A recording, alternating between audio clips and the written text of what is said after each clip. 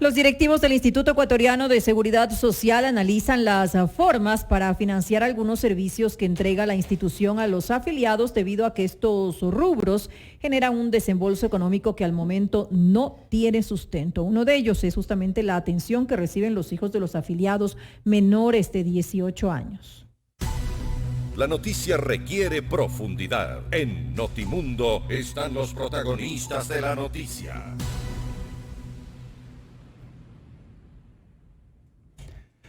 Así es, a esta hora estamos en línea directa con el economista Víctor Hugo Villacrés, expresidente del Consejo Directivo del IES. Economista Villacrés, bienvenido a Notimundo Estelar. Le saluda Freddy Paredes. Buenas noches. ¿Qué tal, Freddy? María del Carmen, buenas noches. Un saludo a la gente que nos escucha a través de FM Mundo, que nos ve a través de los canales digitales. Gracias por su tiempo, economista. Queremos acudir a su criterio para saber cuál es precisamente en relación a esta decisión que se apresta a tomar el Consejo Directivo del IES para gravar los sobresueldos que percibimos los trabajadores o los afiliados activos para financiar de esa manera los sobresueldos que reciben los jubilados. Esta es una decisión que inclusive ya tiene luz verde de la Corte Constitucional y se están explorando la mejor opción para aplicar, entendemos, desde el próximo año. A ver, yo creo que aquí hay que entender algunos temas. Primero, el tema del 13º y 14º está vinculado al seguro de invalidez, vejez y muerte. Del 20,6% que nosotros aportamos mensualmente, parte que ponen los empleados, parte que ponen los empleadores, el 9,86% va al seguro de invalidez, vejez y muerte. ¿Para qué? Para generar un ahorro que permita, cuando nos jubilemos, pagar las pensiones. Ahora, el sistema ecuatoriano en términos del seguro de pensiones es de ahorro y reparto con beneficio definido. Es decir, las personas que están afiliadas o que se afilian hoy día conocen exactamente bajo qué fórmulas podrían jubilarse. Dicho esto, es importante decir que el seguro de pensiones utiliza el ingreso corriente, es decir, el ingreso que generamos los actuales afiliados para cubrir el pasivo. El pasivo son, en este caso, las pensiones que tiene que pagar alrededor de 500,000 personas mayores de 60 años o que por cualquiera de las otras condiciones acceden a una pensión. ¿Qué es lo que sucede? Estas personas, cuando estuvieron activas, no aportaron sobre el 13º y el 14º salario. Sin embargo, el momento de jubilación reciben 14 salarios. Es decir, para resumir esta problemática, las personas aportaron en su época de activos por 12 salarios y cuando se jubilan reciben 14 salarios, haciendo evidentemente insostenible en el mediano y largo plazo el fondo de pensiones de la Seguridad Social, al menos en este rubro. Lo que entonces, ocurre, ¿qué es lo que se actualmente también, ¿no? Lo que ocurre actualmente también, que los activos solamente aportamos sobre los 12 salarios que recibimos y no sobre los sobresueldos. Tal cual. Entonces, ¿qué es lo que se plantea? Lo que se plantea es corregir para los activos el hecho de que voluntariamente, creería yo que debería ser, las personas que desean recibir 14 sueldos cuando se jubilen, aporten sobre el 13º y el 14º. Aquellos que decidan voluntariamente no aportar, no deberían recibir en su jubilación 14 salarios, ¿me explico? Sino que recibirían únicamente 12 salarios, porque sobre eso habrían aportado.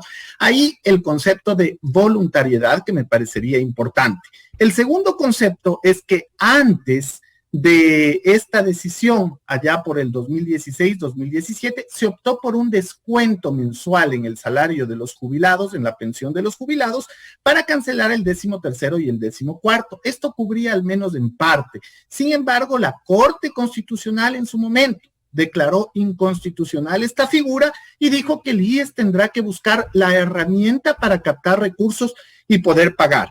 El problema, repito, es que técnicamente nuestro seguro es de ahorro y reparto con beneficio definido, es decir, la época de aporte de las personas que están jubiladas ya pasó hace algún tiempo, mucho o poco, pero terminó. Ahora se va a juzgar sobre las personas que potencialmente serán los jubilados del mañana, es decir, los activos. Y me parece que es una herramienta importante bajo el concepto de voluntariedad, el hecho de que las personas que hoy día como activos estén de acuerdo con recibir 14 salarios, decidan aportar sobre 13º y 14º. Interesante, Las personas que no interesante. deseen, deberían conservarse sobre 12 salarios. Interesante su punto de vista, economista Villacrés, pero lo que está analizando el Consejo Directivo del IES es que sea general y obligatorio el empezar a aportar también sobre el 13º y 14º salario que recibimos actualmente los trabajadores, y lo único que está en discusión es el porcentaje de incremento, si es ascendente o si es plano en el tiempo. Esto, como lo plantea usted, suena mucho más lógico. Por supuesto, es que el concepto de ahorro extra por sobre el 20,6% debe venir de la voluntariedad de los trabajadores. Entonces, yo no creo en obligarles a que aporten sobre el 13º y 14º, porque hay gente que puede preferir tener consumo presente. Sin embargo, ya van a recibir 12 pensiones, es decir, ya están aportando para su jubilación. Lo otro debería quedar de manera absolutamente voluntaria. Evidentemente hay una diferencia técnica que parece pequeña, pero que en el fondo le da el libre albedrío al actual afiliado para decidir sobre qué quiere en la jubilación. Lo que sí sería importante anotar es que de alguna manera debe financiarse aquello que históricamente estuvo no financiado, que es el pago del 13º y 14º de los actuales jubilados. Y para eso se optó por una manera en su momento, y esa manera fue, por llamarle de algún modo, dada de baja por la Corte Constitucional. Entonces ahí yo creo que hay responsabilidad de la Corte Constitucional, que entiendo, muchos de ellos pueden conocer el tema de pensiones, pero le dejaron sin liquidez al seguro para al menos financiar parte del el gasto o el rubro por 13º y 14º que estaba establecido en una resolución de Consejo Directivo.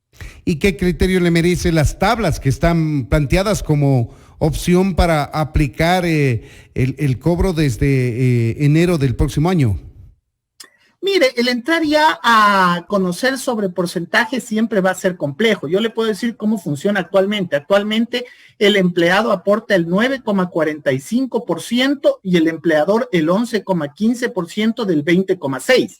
Entonces, si se va a reducir o si se va a poner un porcentaje del mismo 20,6 en el 13º y en el 14º, habría que ver cómo se financia. La otra podría ser poner un porcentaje solo equivalente a lo que va al seguro de invalidez, vejez y muerte. O sea, estoy hablando del 9,86%. Pero ¿cómo se va a distribuir? ¿Se va a distribuir entre empleado y empleador o solamente se va a distribuir para que pague el empleado? Es decir, no va a haber una distribución, sino solo la carga al empleado. Yo creo que, como siempre, en los temas de seguridad social, el diablo está en los detalles. Entonces hay que empezar a discutir este tipo de detalles y sobre todo el tema de la voluntariedad. A mí me parece que son dos elementos que van de la mano. Voluntariedad y el segundo, ¿cuál va a ser el porcentaje y va a haber alguna corresponsabilidad del sector empleador o todo va a ser parte de una deducción al sobresueldo que reciben los trabajadores por parte, en este caso, aporte del empleado? Y según su criterio, ¿debería haber una corresponsabilidad del empleador si finalmente se decide gravar los sobresueldos de los trabajadores activos para financiar los sobresueldos de los jubilados? Es una decisión siempre compleja, sobre todo en el momento que estamos viviendo. Estamos viviendo un momento de pandemia, un momento complejo. Yo creo que ahí hay que tomar varios elementos para el análisis, porque de hecho eso implicaría un rubro adicional de pago para el empleador, probablemente que eso sería cargado a una deducción en temas de impuestos, pero va a reducir en alguna medida la liquidez. Entonces yo creo que ahí hay algunas consideraciones. No es una decisión fácil de tomar esta de si va a ir en porcentajes iguales para el empleado y el empleador, pero es un tema que debe estar sobre el debate en la mesa. Yo ahora mismo no podría decirle si es que debe ser parte del empleado y el empleador. Lo que sí pongo es el tema sobre la mesa, porque yo creo que esto tiene que discutirse a fondo. Las dos opciones tienen ventajas y desventajas, porque del otro lado, si usted le carga todo al empleado, usted va a reducir la liquidez de los empleados en meses importantes, en el aguinaldo, en Navidad y en el mes en que los niños y jóvenes entran a clases. Y eso va a reducir aún más el potencial de crecimiento económico que ya se dice que viviríamos de acuerdo a organismos internacionales y a las mismas autoridades locales. Entonces, por un lado, usted afectaría el consumo, que afecta la producción, la inversión y la variación del Producto Interno Bruto, y por el otro lado, afectaría la liquidez de las empresas. ¿Cuál es la mejor opción? Bueno, esa es la decisión que esa está es ahí materia de análisis, las papas precisamente en el Consejo Directivo. Estamos dialogando con el economista Víctor Hugo Villacrex, expresidente del Consejo Directivo del IES. Otro de los rubros igual de abultado, quizá mayor que el de las pensiones de los, los sobresueldos que reciben los jubilados, es la atención en salud que actualmente están recibiendo los cónyuges y los hijos menores de 18 años de los afiliados al Seguro Social. Y esto sin una contraprestación que logre financiar esa atención en salud que es creciente generalmente. Mire, Freddy, aquí es importante distinguir este seguro. Este seguro, a diferencia del de pensiones, que es de ahorro y reparto con beneficio definido, el seguro de salud es un seguro de prima y siniestro. Es decir, todos aportamos una prima que va a un fondo común y a partir de los recursos que se aportan a ese fondo común se generan algunas prestaciones. ¿Para quiénes? Para las personas que tienen la contingencia. ¿Cuánto aportamos al seguro de salud? Bueno, el 5,94%, es decir, del 20,6% que aportamos, el 5,94% va para el seguro de salud. Esto es importante para que la gente a partir de su sueldo pueda pensar rápidamente cuánto está cancelando en el seguro de salud. Ahora, han existido algunas reformas en el seguro de salud. La primera, como usted dice, se da en el 2009 con la resolución de Consejo Directivo 265 que permitía que se atiendan los menores de 6 años. Después, en el 2010, viene la resolución de Consejo Directivo 334 que extiende la cobertura a los cónyuges, pero ojo, en la cobertura a los cónyuges sí se pone un aporte adicional o se contempla un aporte adicional del afiliado de 3,41%. Entonces, ya si se había dado esto, porque además, legalmente, si usted analiza la ley de seguridad social, la ley dice que no puede haber ninguna prestación sin que exista el respectivo pago. Eso establece clara y nítidamente la ley de seguridad social. Entonces, del 2011, la resolución 357, que amplía la cobertura para menores de 18 años, bajo el concepto de que estas personas o estos jóvenes, niños y jóvenes, tienen que atenderse y que tienen que estar protegidos, sin duda alguna viola primero la ley de seguridad social, que es específica que no puede existir un servicio o una prestación que no esté cubierta. Eso reza la ley de seguridad social. Y segundo, es técnicamente compleja. ¿Por qué? Porque la protección social debe ser realizada o efectuada por el Estado. Es decir, el tema de que los menores de 18 años tienen derecho a una atención digna de salud, es cierto, está garantizado por la Constitución, pero la protección social es responsabilidad absoluta del Estado, no del Seguro Social. El Seguro Social, por su parte, al tener un seguro de salud de prima y siniestro, necesita que todos los que están afiliados al seguro de salud paguen una prima. Entonces no pueden haber beneficiarios en el seguro de salud. De hecho, si usted revisa, todos los afiliados a la seguridad social pagamos una prima, le acabo de decir, el 5,94% para tener derecho a atendernos en el seguro de salud. Adicionalmente a eso, los jubilados se atienden con cargo a la cuenta que paga el Estado, o que no ha pagado el Estado, pero es un registro contable que está ahí a favor del seguro social por las atenciones de jubilados. Pero por las atenciones de los menores de 18 años nadie está pagando. Entonces es necesario... Como que el tema se cae de maduro. Así es. Entonces, al igual que está actualmente sin financiamiento, digamos, el pago de los sobresueldos a los jubilados, está también sin financiamiento la cobertura de salud para los menores de 18 años. ¿Usted cree que se debe plantear una solución para no desfinanciar al IES en el tema sanitario, en el tema de salud? Por supuesto, el costo de la atención de los menores de 18 años es más o menos de $250 millones al año. Nosotros planteamos una solución, digo nosotros como equipo, cuando estuvimos en el 2014, y la solución era efectivamente un cobro por los menores de 18 años, pero que también puede ser de manera voluntaria. Aquellos que deseen que sus hijos menores de 18 años se atiendan en la seguridad social, pueden cancelar una prima. ¿Cómo podemos calcular la prima? Ese es otro tema. Podemos calcular una prima que podría funcionar para que paguemos todos los afiliados, los 2.800.000 afiliados actualmente, para que paguen solo los que tienen hijos o para que se pague por el número de hijos. Es decir, ahí hay como 3 alternativas que nosotros dejamos completamente estudiadas en su momento, y yo creo que eventualmente el IES debería contratar un reaseguro con esos recursos, de tal manera que no se congestionen los hospitales del IES con los menores de 18 años, sino que los hospitales del IES puedan externalizar. Exacto, que puedan hacer su trabajo con todos los afiliados y los jubilados, mientras que para los menores de 18 se contrate un reaseguro, que evidentemente en el caso de un reaseguro tendrá cobertura limitada, a diferencia de quienes están afiliados que tienen cobertura ilimitada, y tendrán ciertas condiciones, depende de cómo se negocie el proceso de reaseguramiento. Pero yo creo firmemente que una manera de descongestionar y mejorar la atención en el sistema de salud de la seguridad social es reasegurar a los menores de 18, y para generarle mayor liquidez al seguro, que de manera voluntaria quienes tienen hijos menores de 18 años y estén interesados en que se atiendan en la seguridad social, cancelen un porcentaje por la atención de esos chicos. Ahora, no obstante de que en su administración se han realizado estudios con esta propuesta que ahora nos está exponiendo, no hay en este caso la voluntad política del gobierno, entiéndase el Consejo Directivo del IES, para buscar una solución de financiamiento a la atención en salud de los menores de 18 años.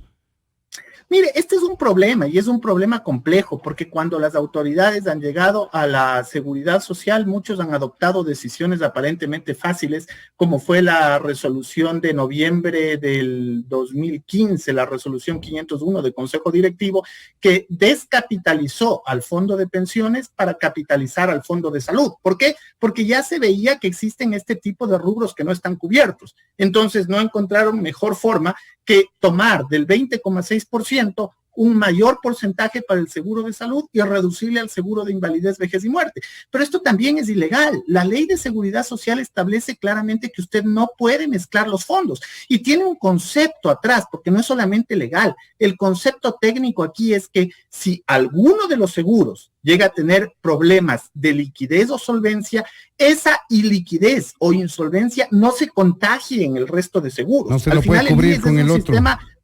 Claro, exactamente. Al final el IES es un sistema de 5 seguros y 2 fondos. Entonces usted no puede solucionar el problema de un fondo contagiándole al otro. Y lo que pasó en la práctica definitivamente es que se contagió el fondo de pensiones de parte del problema que era en el seguro de salud exclusivamente. Entonces ahora las decisiones, conforme uno las sigue aplazando, son más duras. Y son más duras para la gente porque la gente lo asume como un derecho adquirido. Pero yo siempre diferencio aquí técnica y teóricamente. La protección social es una cosa, y estoy de acuerdo con que debe entregarla el Estado con calidad a través de los hospitales del Ministerio de Salud Pública, y la seguridad social es otra cosa. El seguro de salud de la seguridad social es de prima y siniestro. Usted tiene que cancelar una prima para atenderse, y de esa manera también va a mejorar el servicio de salud de la seguridad social. Ahora, respecto del tema actuarial, esto es las cotizaciones que hacemos los activos proyectadas en el tiempo para garantizar los fondos necesarios para cubrir los 5 seguros que tiene la seguridad social. También se ha dicho o se ha hablado sobre la necesidad de incrementar o el tiempo que debemos aportar antes de jubilarnos, o el porcentaje de aporte mensual que debemos hacer los afiliados activos. Mire, Freddy, yo creo que debe haber un gran pacto por la seguridad social. Independientemente de la persona que gane las próximas elecciones, debería comprometerse a hacer una reforma estructural a la seguridad social, no una reforma paramétrica, porque estos temas de los que hablamos hace un momento, la edad de jubilación o la tasa de reemplazo o cualquiera de estas modificaciones son reformas paramétricas. Es una pelota que se está inflando, se desinfla y usted le pone un parche. No está solucionando el problema de fondo, está parchando la situación. Y yo creo firmemente que la seguridad social en Ecuador actualmente necesita una reforma estructural. Y no porque yo lo diga, porque todos los sistemas de América Latina y el Caribe están pasando por reformas estructurales. Esto tiene que ver con algunos temas que no necesariamente están vinculados a la administración histórica de la seguridad social. Voy a poner un ejemplo. Los temas demográficos. Fíjese, en el año 2000 usted tenía más o menos 11 afiliados por cada jubilado. Ya en el 2020, es decir, en lo que estamos viviendo, tenemos 7 afiliados por cada jubilado. Y fíjese que cuando uno hace la proyección al 2080 vamos a tener 2 afiliados por cada jubilado. Es insostenible demográficamente que un sistema que empezó con 12 afiliados en el año 2000, al 2080 tenga 2 afiliados y siga manteniendo las mismas condiciones. Tienen que reformarse esas condiciones. El bono demográfico del que gozábamos América Latina y el Caribe se va a acabar en el 2040. Y todos los países están caminando a reformas que permitan consideraciones que le hagan sostenible al seguro de pensiones sobre todo. En esas consideraciones yo siempre digo hay que establecer 3 esquemas claramente definidos. El primero, para los actuales jubilados. A ellos no hay cómo quitarles ningún derecho. Ellos han adquirido sus derechos, además entregaron su vida de sacrificio por el país. Bueno, hay que mantenerlo. Debe haber un segundo régimen que es el de transición. El de transición debe estar entre las personas que tienen 50 años y las que llegarán a cumplir 60, es decir, aquellos que han aportado ya las 2/3 partes a la seguridad social y que no se merecen que se cambien las reglas del juego. Sus reglas, exactamente, lo que usted acaba de decir, sus reglas del juego. Pero los que tenemos menos de 50 años y que estamos pensando en jubilarnos, necesariamente debemos entrar en esta nueva estructura, en esta nueva reforma estructural del sistema de seguridad social. Se puede hablar en algún momento de la ineficiencia en las administraciones con gusto, se puede hablar de varios problemas, pero es indudable que en América Latina y el Caribe se están generando reformas estructurales. Basta ver lo que pasa en Colombia, en Paraguay, lo que sucedió hace poco en el mismo Chile, vea lo que está pasando en Brasil. Entonces, los sistemas se están reestructurando y nosotros no podemos permanecer por fuera de eso, no podemos desconocer o vendarnos los ojos ante esa realidad. Es evidente que, por ejemplo, la tasa de natalidad ha disminuido, las personas tienen menos hijos actualmente, las familias tienen menos hijos, la esperanza de vida ha crecido, lo cual es deseable como familias. Nosotros queremos que estén nuestros papás, nuestros abuelos con nosotros, que los nietos puedan compartir con los abuelos, pero hay un costo atrás y ese costo está en la seguridad social. Ahí tienen ustedes, amigos oyentes, son elementos puntuales, temas técnicos que pone sobre la mesa el economista Víctor Hugo Villacrés, ex presidente del Consejo Directivo del IES, en torno a esta decisión del Consejo Directivo actual de analizar mecanismos para financiar el pago de sobresueldos a los jubilados y también temas que deben ser resueltos por el gobierno y por el Consejo Directivo del IES, como buscar mecanismos para financiar la atención en salud de los hijos de los afiliados que actualmente acceden. Queremos agradecerle al economista Villacrés por habernos atendido. Gracias a usted, Freddy. Hasta una próxima oportunidad. Seguro que